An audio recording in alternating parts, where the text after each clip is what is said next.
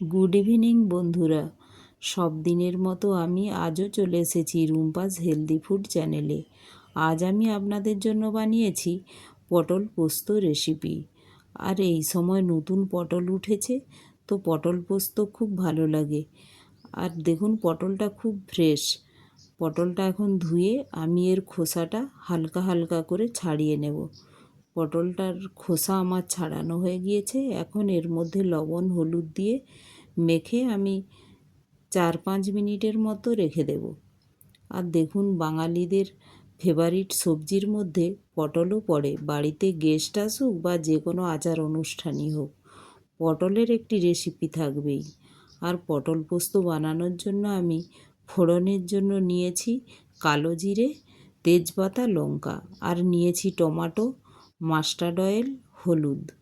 আর পোস্ত বানানোর জন্য যে গ্রেভিটা, তাতে পোস্তের সঙ্গে নিয়েছি পোস্ত, একটু সর্ষে আর সাদা তিল। আর টেস্ট আরও বাড়ানোর জন্য নিয়েছি আমন্ড, আদা আর লঙ্কা। কাঁচা লঙ্কায় রান্নাটা করব, তাই একটু বেশি পরিমাণেই আমি কাঁচা লঙ্কাটা দিলাম। এখন এটা গ্রাইন্ডারে একসাথে পেস্ট করে নেব। এখন কড়াই বসিয়ে দিলাম। কড়াইয়ের মধ্যে তেল দিয়ে আমি পটলটা ভালো করে লাল লাল করে ভেজে নেব। আর পটলটা আমি ঢেকে ঢেকেই ভাজবো।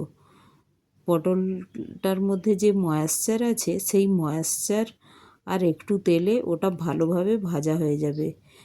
এই যে পটল ভাজা, তার ফ্লেভারটাও খুব ভালো, তাই পটল পোস্তের ফ্লেভারটাও খুব সুন্দর আসে। আর দেখুন পটলটার এক পাশটা লাল লাল হয়ে গিয়েছে, তো আরও একটু বাকি আছে। তো আমি আরেকবার ঢেকে পটলটা আরেকটু ভেজে নেব। আর পুজো বাড়ি হলেই এই পটলের রসা, আমি পটলের রসাও আপনাদের বানিয়ে দেখিয়েছি। নিরামিষ পটলের রসা, যে কোনো পুজো পার্বণে পটলের রসা হয়, তো সেটাও আপনারা আমার চ্যানেলে দেখে নেবেন একবার। পটলগুলো ভেজে তুলে নিয়েছি। এখন ওই কড়াইয়ের মধ্যেই আমি গ্রেভি বানানোর জন্য দিয়ে দিলাম মাস্টার্ড অয়েল। আর তার মধ্যে ফোড়নে দিয়ে দিলাম কালো জিরে, লঙ্কা, তেজপাতা। দেখুন খুব কম পরিমাণেই তেল দিচ্ছি। আর পোস্ত বানানোর জন্য আমি দিলাম টমেটো। যেহেতু এটা নিরামিষ, তাই একটু টমেটো থাকলে, আর যেহেতু গরমকাল, তো হালকা একটু স্বাদের টক ফ্লেভার থাকলে খুব ভালোই লাগে। আর আপনারা যারা চান না, তারা টমেটোটা না দিতেই পারেন। আমি একটু টমেটোটা দিলাম, যে টেস্টটা একটু হালকা টকটক লাগবে, তাই এটা দিলাম। আর এই টমেটোগুলো অত টকও হয় না, টেস্টটা ভালো আসে। আর এই টমেটোগুলো মধ্যে লবণ হলুদ দিয়েছি, তো তাড়াতাড়ি গলে গিয়েছে। তো এখন এর মধ্যে দিয়ে দিলাম যে মশলাটা পেস্ট করে রেখেছিলাম একসাথে, আমন্ড, পোস্ত, তিল আর সর্ষে দিয়ে, কাঁচা লঙ্কা দিয়ে, সেটা এর মধ্যে দিয়ে দিলাম। আর কয়েকটা চেরা কাঁচা লঙ্কাও দিয়ে দিলাম। মশলাটা ভালো করে নাড়তে নাড়তে যখন দেখব নাড়া হয়ে গিয়েছে, তখন এই মশলা ধোয়া জল, আরও একটু আমি জল অ্যাড করে দেব। গ্রেভি, একটু গ্রেভি গ্রেভি রাখবো, তো তাই আর একটুও জল এর মধ্যে দিয়ে দেব। আপনারা যেভাবে গ্রেভি রাখবেন, তো সেই পরিমাণে জলটা দিয়ে নেবেন।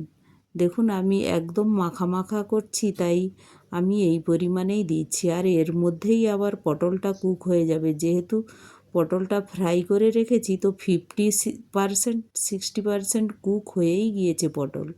এখন গ্রেভিটা ফুটে উঠেছে, তো এখন এর মধ্যে দিয়ে দেব যে ভেজে রাখা আমার পটলগুলো, সেগুলো দিয়ে দেব।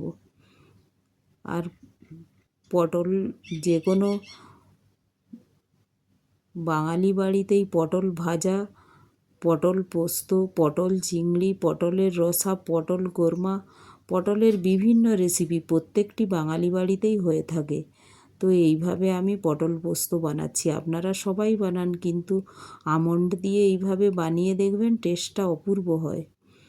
আর এখন দেখুন গ্রেভির সাথে পটলটা প্রায় কুক হয়ে এসেছে, তো একটু বাকি আছে। তো আরেকবার আমি একটু ঢেকে এটা কুক হতে দেব, প্রায় 3-4 মিনিটের। দেখুন একটু বাকি আছে, তো আরেকবার আমি ঢেকে দিচ্ছি। ঢেকে এটা একটু কুক হতে দেব। তো তো এইভাবে বানালে দেখবেন খুব ভালো লাগবে। আর কালারটা দেখুন, কাঁচা লঙ্কা দিয়ে করছি, কিন্তু যেহেতু এতে টমেটো দেওয়া আছে তো কালারটাও ভালো এসেছে। এখন এই পটলটা খুব ভালোভাবে কুক হয়ে গিয়েছে, দেখুন, দেখেই বোঝা যাচ্ছে যে এখন ভালোভাবে কুক হয়ে গিয়েছে। আর পটলটা খুব নরমও হয়ে গিয়েছে। আপনাদের একবার দেখুন, সব খুন্তির সাহায্যে হালকা করে টিপতেই এটা কেটে যাচ্ছে, তো ভালোভাবে বয়েল হয়ে গিয়েছে। তো এখন আমি গ্যাসটা বন্ধ করে দেব, আর 2 মিনিটের জন্য আমি ঢেকে রেখে দেবো। 2 মিনিট পরে দেখবেন এটা কত সুন্দর একটু গ্রেভিটা গাঢ়ও হয়ে যাবে। দেখুন 2 মিনিট পরে গ্রেভিটা কত মোটা মোটা হয়ে গিয়েছে, তো মাখা মাখা হয়ে গিয়েছে। তো খেতে অপূর্ব হয়, অবশ্যই একবার বানাবেন। আর একটি লাইক, শেয়ার ও সাবস্ক্রাইবও করে দেবেন। Thank you.